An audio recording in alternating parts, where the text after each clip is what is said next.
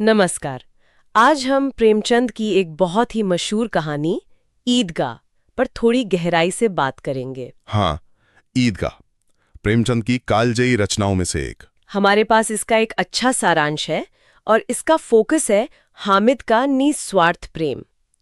ये कहानी एक छोटे गरीब अनाथ बच्चे हामिद और उसकी बूढ़ी दादी अमीना की है। जी, और इसमें त्याग और प्रेम की भावनाएं बहुत गहराई से उभारी गई हैं। तो चलिए इस कहानी की परतों को खोलते हैं, देखते हैं इसमें क्या खास है।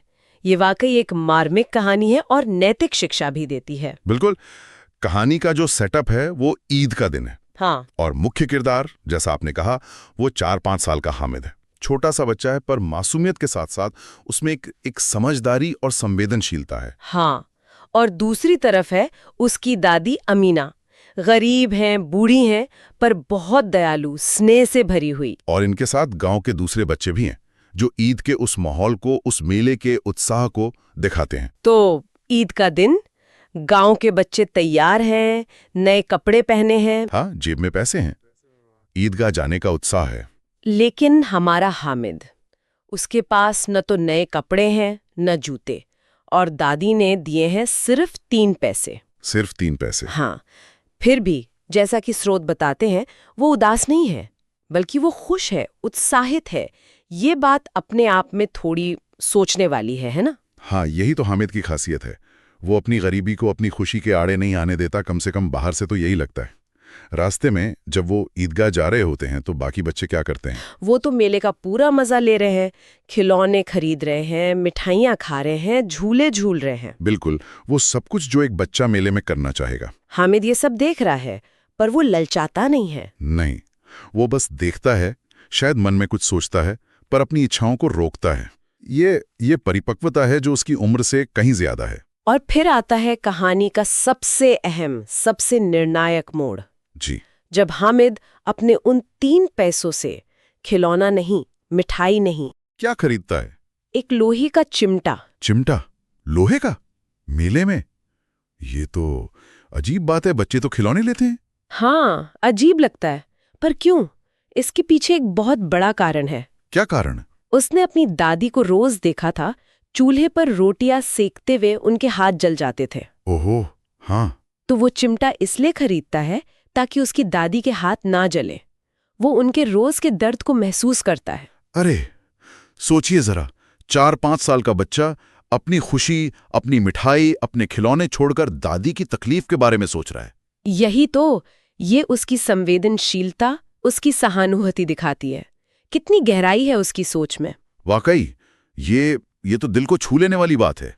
फिर जब वो चिमटा लेकर घर पहुंचता है, तो दादी अमीना की पहली प्रतिक्रिया क्या होती है? गुस्सा, नाराजगी कि पैसे बर्बाद कर दिए। बिल्कुल, वो गुस्सा होती हैं।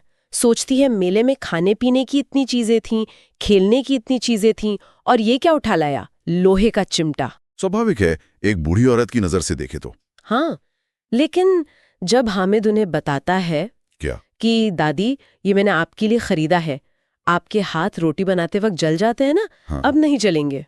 ओह, बस ये सुनते ही दादी का सारा गुस्सा, सारा मलाल सब धुल जाता है। उनकी आंखों में आंसू आ जाते होंगे। हाँ, उनकी आंखें भर आते हैं। वो उस नन्हे से बच्चे के अंदर छुपे उस बड़े त्याग को, उस गहरे प्रेम को देखती हैं। वो समझ जाती हैं कि ये बच्चा कितना बड़ा दिल रखता है।